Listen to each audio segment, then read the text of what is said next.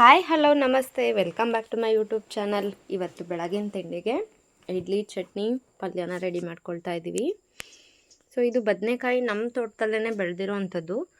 ನಾವು ಒಂದ್ಸಲ ಕೂಡ ತೋಟಕ್ಕೆ ಹೋಗಿಲ್ಲ, ತುಂಬ ದಿನ ಆಗಿದೆ. ನಾನು ಅಮ್ಮನ ಮನೆಗೆ ಬಂದಾಗಿಂದ ಕೂಡ ನಾನು ತೋಟಕ್ಕೆ ಹೋಗಿರಲಿಲ್ಲ. ಸೊ ಅದಕ್ಕೆ ಇವತ್ತು ಹೋಗೋಣ ಅಂತ ಅಂದ್ಕೊಂಡಿದ್ದೀನಿ. ಹಸ್ಬೆಂಡ್ ಬಂದಿದ್ದಾರೆ, ಸೊ ಬೈಕಲ್ಲಿ ಹೋಗಿ ಬರೋಣ ಅಂತ ಹೇಳಿ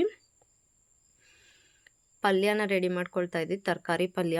ತರಕಾರಿನ ನಾನು ಹೆಚ್ಚಾಗಿ ತಿನ್ನಬೇಕಾಗಿರೋದ್ರಿಂದ ಯಾವುದರಲ್ಲಿ ಎಷ್ಟು ಸಾಧ್ಯ ಆಗುತ್ತೆ ಅಷ್ಟು ಪಲಾವ್ ಆಗಲಿ ಈ ರೀತಿ ಪಲ್ಯಗಳನ್ನ ಜಾಸ್ತಿ ಮಾಡ್ಕೊಂಡು ತಿನ್ನೋವಂಥದ್ದು ಈ ರೀತಿ ಮಾಡ್ತೀನಿ. ಪಲಾವು ಆ ಥರ ಕಿಚಡಿ ಏನೇ ಮಾಡಿದ್ರು ಕೂಡ ಅದಕ್ಕೆ ತರಕಾರಿನ ಆ್ಯಡ್ ಮಾಡ್ತೀನಿ.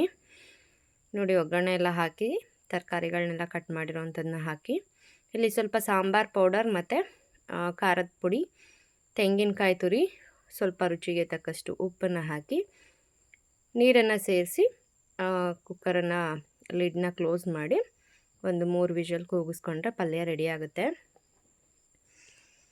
ಸೊ ತರಕಾರಿಗಳನ್ನ ಹೆಚ್ಚಾಗಿ ತಿನ್ನಬೇಕು ಪ್ರೆಗ್ನೆನ್ಸಿ ಟೈಮ್ನಲ್ಲಿ. ಎಷ್ಟು ಸಾಧ್ಯ ಆಗುತ್ತೆ ಅಷ್ಟು ಹಸಿರು ತರಕಾರಿ ಮತ್ತು ಸೊಪ್ಪನ್ನು ತಿನ್ನಿ ಅಂತ ಹೇಳ್ತೀನಿ, ಯಾರಾದರೂ ಪ್ರೆಗ್ನೆಂಟ್ ಇರೋದಿದ್ದರೆ.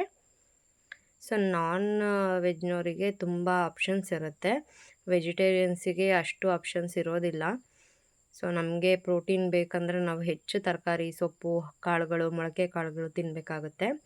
ಇಡ್ಲಿ ನೋಡಿ ರೆಡಿ ಆಗ್ತಾ ಇದೆ. ಬೆಳಗ್ಗೆ 8 ಗಂಟೆ 8:30 ಅಷ್ಟರಲ್ಲಿ ನಮ್ಮ ಮನೇಲಿ ತಿಂಡಿ ಆಗಿರಬೇಕು. ಎಲ್ಲರೂ ಕೂಡ ಬೇಗನೆ ತಿಂಡಿ ತಿನ್ನೋವಂಥದ್ದು ನಮ್ಮ ಮನೆಯಲ್ಲಿ. ಲೇಟ್ ಆಗೋ ಹಾಗೆ ಇಲ್ಲ, ನನಗಂತೂ ಲೇಟ್ ಆದರೆ ತಲೆ ಸುತ್ತೆ ಬರುತ್ತೆ ಇವಾಗಂತೂ. ಸೊ ಅದಕ್ಕೋಸ್ಕರ 8 ಗಂಟೆಗೆ ಇಲ್ಲ 8:30 ಅಷ್ಟರಲ್ಲಿ ತಿಂಡಿ ರೆಡಿ ಇರುತ್ತೆ. ನೋಡಿ ಇಡ್ಲಿ ಎಷ್ಟು ಸಾಫ್ಟಾಗಿ ಸ್ಪಾಂಜಾಗಿ ಬಂದಿದೆ ಅಂತ ಹೇಳಿ.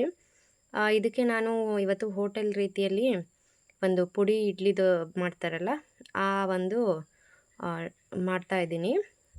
ಚಟ್ನಿ ಪುಡಿನ ಈ ರೀತಿ ಫಸ್ಟು ತುಪ್ಪನೆಲ್ಲ ಚೆನ್ನಾಗಿ ಸವರ್ಕೊಂಡು ಇಡ್ಲಿ ಮೇಲ್ಗಡೆ, ಅದ್ರ ಮೇಲ್ಗಡೆ ಚಟ್ನಿ ಪುಡಿನ ಹಾಕೊಳ್ಳೋ ಅಂಥದ್ದು. ಯಾವ ಚಟ್ನಿ ಪುಡಿ ಇರುತ್ತೆ ಆ ಒಂದು ಪುಡಿನ ಹಾಕೊಳ್ಳೋ ಅಂಥದ್ದು. ಟೇಸ್ಟ್ ಅಂತೂ ತುಂಬಾ ಇಷ್ಟ ಆಯಿತು ನನಗಂತೂ, ತುಂಬ ಚೆನ್ನಾಗಿತ್ತು.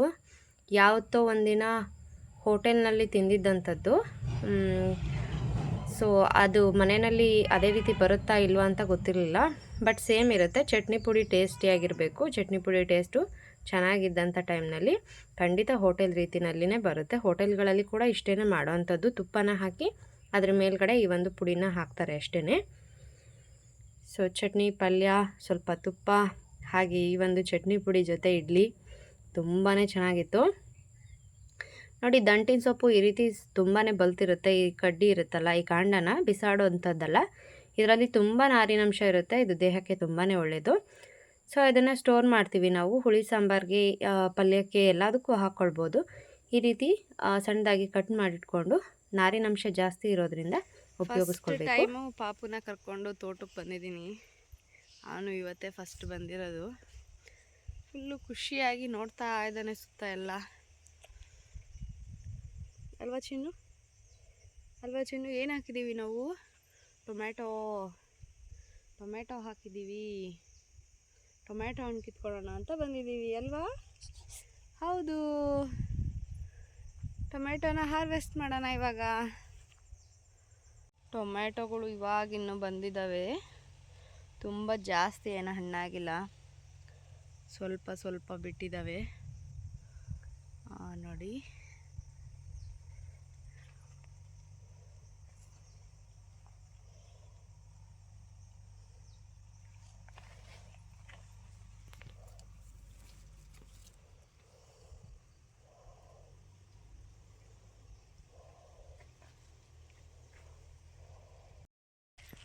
ತುಂಬ ದಿನ ಆದಮೇಲೆ ನಾನು ತೋಟಕ್ಕೆ ಬಂದಿರೋದು. ನನ್ನ ಹಸ್ಬೆಂಡ್ ಬಂದಿದ್ದರು, ಸೊ ಹಾಗಾಗಿ ಅವ್ರ ಜೊತೆಯಲ್ಲಿ ಬಂದೆ. ನೆನ್ನೆ ಎಲ್ಲ ಪಾಪುಗೆ ತುಂಬ ಹುಷಾರಿರಲಿಲ್ಲ, ತುಂಬ ಅಳ್ತಾ ಇದ್ದ. ಯಾಕೆ ಅಂತ ಗೊತ್ತಾಗ್ತಿರ್ಲಿಲ್ಲ, ಹೊಟ್ಟೆ ನೋವು ಏನಾಗ್ತಿದೆ ಅಂತ ಏನು ಗೊತ್ತಾಗ್ತಾ ಇರಲಿಲ್ಲ. ಕಫ ಬೇರೆ ಇತ್ತು, ಕೆಮ್ಮಿತ್ತು. ಸೊ ಹಾಗಾಗಿ ಡಾಕ್ಟರ್ಗೆ ಕಾಲ್ ಮಾಡಿದಾಗ ಕೋಲಿಕೇಡ್ ಅನ್ನೋ ಒಂದು ಸಿರಪ್ನ ಹಾಕೋದಕ್ಕೆ ಹೇಳಿದರು. ನೈಟ್ ಅದು ಹಾಕಿದ್ದೆ, ನೈಟೆಲ್ಲ ನಿದ್ದೆ ಮಾಡ್ದೆ ಆರಾಮಾಗಿ. ಸೊ ಇವಾಗಲೂ ಕೂಡ ಆರಾಮಾಗಿದ್ದಾನೆ, ಅಳ್ತಾ ಇಲ್ಲ. ಸೊ ಅದಕ್ಕೆ ಅವನಿಗೂ ಒಂದು ಚೇಂಜ್ ಇರುತ್ತೆ ಅಂತ ಹೇಳಿ ತೋಟಕ್ಕೆ ಬಂದಿದ್ದು. ಪ್ರತಿ ಸಲನೂ ಟೊಮೆಟೊ ಹಾಕ್ತಾರೆ ನಮ್ಮ ಅಪ್ಪ ಅವರು. ಸೊ ಪ್ರತಿ ಸಲ ಲಾಸ್ ಆಗಿದೆ. ಹೋದ ಸಲನೂ ಕೂಡ ಅಷ್ಟೇನು ಲಾಭ ಸಿಗಲಿಲ್ಲ. ಸೊ ಆದ್ರೂ ಈ ಸಲ ಕೂಡ ಹಾಕಿದ್ದಾರೆ.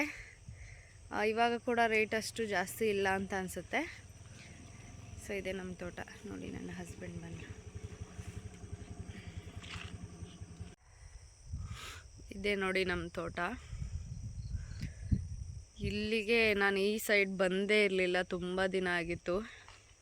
ಈ ಅಡಿಕೆ ಗಿಡಗಳೆಲ್ಲ ಎಷ್ಟು ದೊಡ್ಡದಾಗಿದ್ದಾವೆ ನೋಡಿನೇ ಇರಲಿಲ್ಲ. ಇಲ್ಲಿ ಒಂದು ಹಲಸಿನ ಮರ ಇದೆ.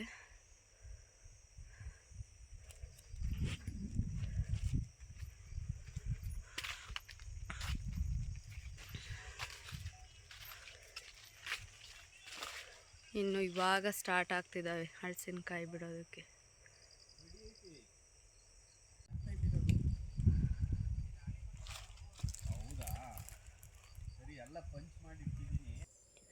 ಇದೇ ನೋಡಿ ಬದನೆ ಗಿಡಗಳು. ಸೊ ಒಂದೇ ಒಂದು ಸಾಲನ್ನು ಹಾಕ್ಕೊಂಡಿದ್ದಾರೆ ಟೊಮೆಟೊ ಇನ್ನು ಪಕ್ಕದಲ್ಲಿ. ಅಂದರೆ ಮನೆಗೆ ಉಪಯೋಗಿಸ್ಕೊಳ್ಳೋದಕ್ಕೆ ಅಷ್ಟೇ, ಇದೇನು ಮಾರೋದಕ್ಕಾಗೋದಿಲ್ಲ. ಅಷ್ಟೊಂದೇನು ಬಿಟ್ಟಿರಲಿಲ್ಲ. ಇನ್ನು ತುಂಬ ಎಳೆದಿತ್ತು ಕಾಯಿ. ಈ ಎಣ್ಣೆಗಾಯಿ ಮಾಡೋದಕ್ಕೆ ಎಲ್ಲ ಚೆನ್ನಾಗಿತ್ತು. ಸ್ವಲ್ಪ ತೊಗೊಂಡು ಬಂದ್ವಿ. ಟೊಮೆಟೊ ಮತ್ತು ಬದನೆಕಾಯಿನ ತೊಗೊಂಡು ಮನೆಗೆ ಬಂದ್ವಿ. ಸೊ ಇಲ್ಲಿ ಸ್ವಲ್ಪ ಪಾಯಸನ ಮಾಡೋಣ ಅಂತ ಹೇಳಿ, ಪಾಪು ಪಾಯಸನ ಇಷ್ಟಪಟ್ಟು ತಿಂತಾನೆ. ಬಟ್ ಅವನಿಗೆ ಸಪ್ರೇಟಾಗಿ ಮಾಡಿಕೊಟ್ಟೆ, ಯಾಕಂದರೆ ಅವನಿಗೆ ಸಕ್ಕರೆನ ಹಾಕೋದಿಲ್ಲ, ಹಾಗೇ ಮಾಡಿಕೊಡ್ತೀನಿ. ಇಲ್ಲಾಂದರೆ ಸ್ವಲ್ಪ ಬೆಲ್ಲನ ಸೇರಿಸಿ ಮಾಡಿಕೊಡ್ತೀನಿ. ನಾವಿಲ್ಲಿ ಸಕ್ಕರೆನ ಹಾಕಿ ಹಾಲು ಶಾವಿಗೆ ಪಾಯಸನ ಮಾಡ್ತಾಯಿದ್ದೀನಿ. ನನಗೆ ಇದು ತುಂಬ ಇಷ್ಟ ಆಗುತ್ತೆ. ಸೊ ಫಸ್ಟು ತುಪ್ಪನ ಹಾಕಿ ಅದರಲ್ಲಿ ಗೋಡಂಬಿ ಮತ್ತು ದ್ರಾಕ್ಷಿನೆಲ್ಲ ಹುರ್ಕೊಂಡು ಎತ್ತಿಟ್ಕೊಳ್ಬೇಕು. ಇದೇ ಪಾತ್ರೆಗೆ ಸ್ವಲ್ಪ ನೀರು ಮತ್ತು ಸಕ್ಕರೆನ ಸೇರಿಸಿ ಚೆನ್ನಾಗಿ ಕುದ್ದ ನಂತರ ಹಾಲನ್ನು ಸೇರಿಸ್ಕೊಂಡು ಗೋಡಂಬಿ, ದ್ರಾಕ್ಷಿ ಮತ್ತು ಹುರಿದಿರೋಂಥ ಶಾವಿಗೆನ ಹಾಕಿ ಬಾಯಿ ಮುಚ್ಚಿಬಿಡ್ಬೇಕು. ಅಂದರೆ ಅದನ್ನು ಕುದಿಸ್ಕೊಳ್ಳೋಕೆ ಹೋಗಬಾರ್ದು. ಸೊ ಆಫ್ ಮಾಡಬೇಕು ಸ್ಟವನ್ನು. ಸೊ ಒಂದು 5 ನಿಮಿಷ ಆದಮೇಲೆ ಎಲ್ಲ ರೆಡಿ ಇರುತ್ತೆ. ಇಲ್ಲಿ ನಮ್ಮ ಮನೆಯಲ್ಲೇ ತೋಟದಲ್ಲಿ ತುಂಬ ಸೀಬೆಕಾಯಿ ಇದ್ದು, ಸೀಬೆಹಣ್ಣಲ್ಲಿ ವಿಟಮಿನ್ ಸಿ ತುಂಬ ಜಾಸ್ತಿ ಇರುತ್ತೆ. ಪ್ರೆಗ್ನೆನ್ಸಿ ಟೈಮಲ್ಲಿ ತುಂಬಾ ವಿಟಮಿನ್ ಸಿ ಅವಶ್ಯಕತೆ ಇದೆ. ಸೊ ತುಂಬ ದಿನ ಆಗಿತ್ತು ಉಪ್ಪು ಖಾರ ಎಲ್ಲ ಹಾಕ್ಕೊಂಡು ತಿಂದು, ಇವತ್ತೇನಾದರೂ ಆಗಲಿ ಇವತ್ತೊಂದಿನ ತಿನ್ನೋಣ ಅಂತ ಹೇಳಿ ನನಗೂ ಕ್ರೇವಿಂಗ್ಸ್ ಆಗಿತ್ತು ತುಂಬ. ಎಲ್ಲದನ್ನೂ ಅವಾಯ್ಡ್ ಮಾಡ್ತಿದ್ದೀನಿ ಅಲ್ವಾ ಅಂತ ಹೇಳಿ ಇದನ್ನು ಸ್ವಲ್ಪ ಈ ರೀತಿಯಾಗಿ ತಿಂದೆ. ಮನೆಯವರಿಗೂ ಕೂಡ ಎಲ್ಲ ಮಾಡಿಕೊಟ್ಟೆ. ಇಲ್ಲಿ ಅಡಿಕೆಕಾಯಿ ಸೀಸನ್ ಆಗಿರೋದ್ರಿಂದ ನಮ್ಮ ಮನೆಯಲ್ಲಿ ನೋಡಿ ಅಡಿಕೆಕಾಯಿನ ತಂದು ಹಾಕ್ತಾ ಇದ್ದಾರೆ. ಇನ್ನೂ ಸುಲಿಯೋದಕ್ಕೆ ಸ್ಟಾರ್ಟ್ ಮಾಡಿಲ್ಲ. ಬರೀ ಕಿತ್ಕೊಂಡು ಬರೋವಂಥದ್ದು ತೋಟದಿಂದ ತೊಗೊಂಡು ಬಂದು ಹಾಕುವಂಥದ್ದು. ಇದಿಷ್ಟು ಕೂಡ ನಮ್ಮ ತೋಟದ್ದೇನಲ್ಲ, ನಮ್ಮ ತಂದೆಯವರು ಅಡಿಕೆ ತೋಟಗಳನ್ನ ತೊಗೊಂಡು ಈ ರೀತಿ ಚೇಣಿ ಮಾಡ್ತಾರೆ, ಅಡಿಕೆ ಚೇಣಿ ಅಂತ ಹೇಳಿ. ಸೊ ಅಲ್ಲಿಂದ ತೊಗೊಂಬಂದಿರೋವಂಥದ್ದು ಬೇರೆಯವರ ತೋಟದ್ದೇನೆ. Thanks for watching.